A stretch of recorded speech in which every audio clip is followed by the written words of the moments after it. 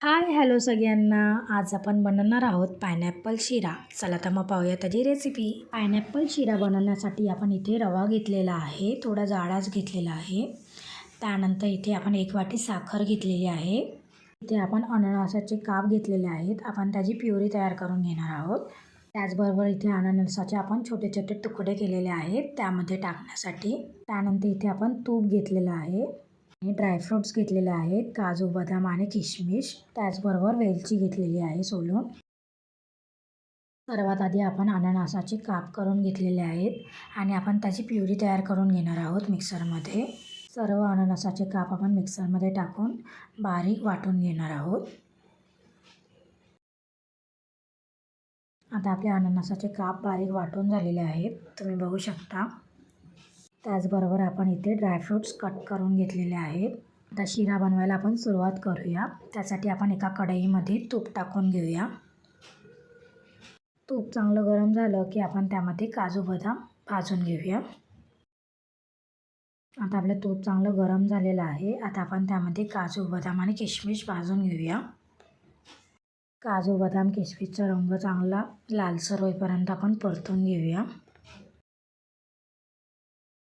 तुम्ही बघू शकता आपले किशमिश चांगले तुपामध्ये फुलत आहेत. आता आपण ते काढून घेऊया. आता त्याच तुपामध्ये आपण रवा भाजून घेऊया. रवा भाजून घेतल्यामुळे रवा चिकट होत नाही, त्यामुळे आपण तुपामध्ये चांगला भाजून घेऊया.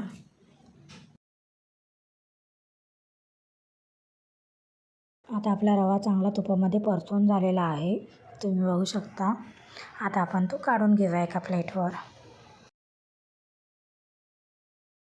आता आपण पायनॅपल शिरा तयार करून घेऊया. त्यासाठी आपण कढईमध्ये तूप टाकून घेऊया. तूप चांगलं गरम झालेलं आहे. आता आपण तळून घेतलेले काजू बदाम आणि किशमिशचे काप टाकून घेऊया. ते थोडे परतून घेऊया. त्यानंतर आपण त्यामध्ये बारीक तुकडे करून घेतलेले अननसाचे काप टाकूया आणि ते पण आधी आपण चांगले तुपामध्ये परतून घेऊया. अननसाचे काप आपण तुपामध्ये परतून घ्यायचे, त्यामुळे होणारी घशाची खवखव कमी होते. नंतर त्यामध्ये आपण सोलून घेतलेली वेलची टाकूया. तुम्ही वेलची पावडरसुद्धा टाकू शकता. त्यानंतर आपण अननसाची प्युरी तयार करून घेतली होती, ती टाकून घेऊया त्यामध्ये आणि तीसुद्धा चांगली आपण तुपामध्ये परतून घेऊया.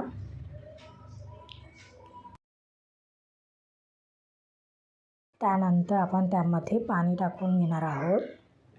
जेवढा आपला रवा आहे त्याच्या दुप्पट आपण पाणी वापरणार आहोत. आता आपण सर्व पाण्यामध्ये चांगलं मिक्स करून घेऊया आणि पाण्याला उकळी आणूया. तुम्ही बघू शकता आपल्या पाण्याला चांगली उकळी आलेली आहे. आता आपण त्यामध्ये लगेचच भाजून घेतलेला रवा त्यामध्ये टाकूया आणि रवा पण आपण चांगला पाण्यामध्ये मिक्स करून घेऊया. रवा सतत ढवळत राहायचा, नाहीतर त्यामध्ये गठळ्या तयार होऊ शकतात.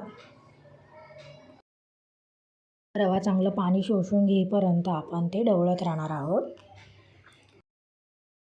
आता तुम्ही बघू शकता रवा चांगला घट्ट झालेला आहे आणि सर्व आपल्या रव्याने शोषून घेतलेलं आहे. त्यानंतर आपण त्यामध्ये 1 वाटी साखर घालून घेऊया. अननसामध्ये पण चांगला आंबट गोडपणा असतो, त्यामुळे साखर कमी टाकली तरी तुम्ही चालेल. आता साखर चांगली आपण मिक्स करून घेऊया.